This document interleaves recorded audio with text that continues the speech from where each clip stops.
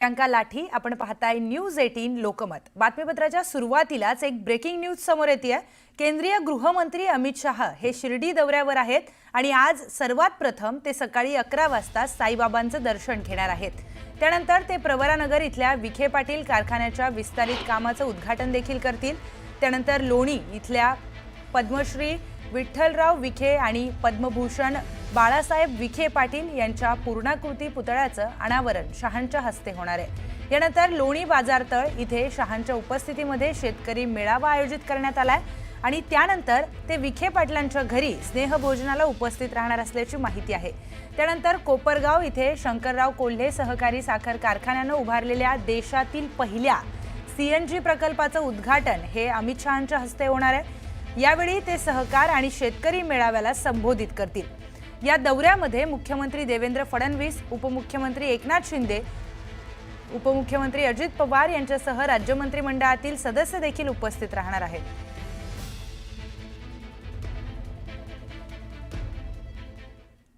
आणखी एक breaking news. केंद्रीय गृहमंत्री अमित शाह शिर्डी दौऱ्यावर आलेत। काल शिर्डीमध्ये आलेल्या अमित शाह यांनी मुख्यमंत्र्यांसोबत बंद दाराआड चर्चा केली। या बैठकीला एकनाथ शिंदे, अजित पवार देखील उपस्थित होते। शिर्डीतील हॉटेल सन अँड सँड मध्ये नेत्यांची चर्चा झाली।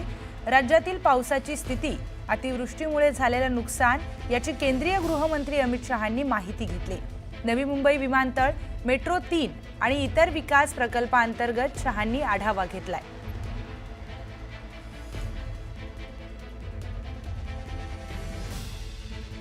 आता पाहूयात बातमी 36 जिल्ह्यांची। रायगड जिल्ह्यामध्ये शिंदेंची शिवसेना आणि अजित पवारांच्या राष्ट्रवादीमधील वाद विकोपाला पोहोचलाय। राष्ट्रवादीचे जिल्हा प्रवक्ते धनंजय देशमुख यांनी आमदार महेंद्र दळवींवर केलेल्या टीकेनंतर दळवी समर्थक आक्रमक झालेत। वैयक्तिक टीका सहन करणार नाही असा इशारा देत शेकडो कार्यकर्ते एकवटले। पुण्यात उद्धव ठाकरेंचा सत्कार करण्यात आला। मणिपूरच्या भगिनीने सत्कार केल्यानंतर निशब्द झाल्याचं वक्तव्य ठाकरेंनी केलंय। तर मणिपूर पेटलं असतानाही काही करू शकलो नाही याचं वाईट वाटत असल्याची भावना देखील त्यांनी व्यक्त केली।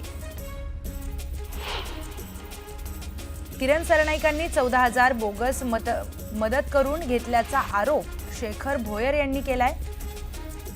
तर आगामी शिक्षक मतदारसंघाच्या निवडणुकीमध्ये बोगस मतदान होऊ देणार नसल्याचा निर्धार त्यांनी केला। येत्या निवडणुकीमध्ये राष्ट्रवादी जमेल तिथे स्वबळावर लढणार असल्याचं मंत्री हसन मुश्रीफ यांनी म्हटलंय। तर पालिका निवडणुकीच्या तयारीला सुरुवात केल्याचंही ते म्हणाले। भाजप सक्षम असेल तिथे स्वबळावरच लढण्याचा हट्ट धरणार असल्याचं गणेश नाईकांनी म्हटलंय। त्यांच्या या वक्तव्यातून त्यांनी शिंदेंना आव्हान दिल्याची जोरदार चर्चा आहे। वंशावळ निश्चित झाल्यास त्या आडनावाच्या सर्वांना प्रमाणपत्र दिलं जाणार असल्याचं राधाकृष्ण विखे पाटलांनी म्हटलंय। तर हैदराबाद गॅझेट लागू करण्याची प्रक्रिया सुरू असून सरकार आपल्या निर्णयावर ठाम असल्याचंही विखेंनी म्हटलं। ओबीसी बैठकीतून डावलल्याने राष्ट्रवादी काँग्रेस आक्रमक झाली आहे। फडणवीसांची ओबीसी आरक्षणावर दुटप्पी भूमिका असल्याची टीका राजापूरकर यांनी केली।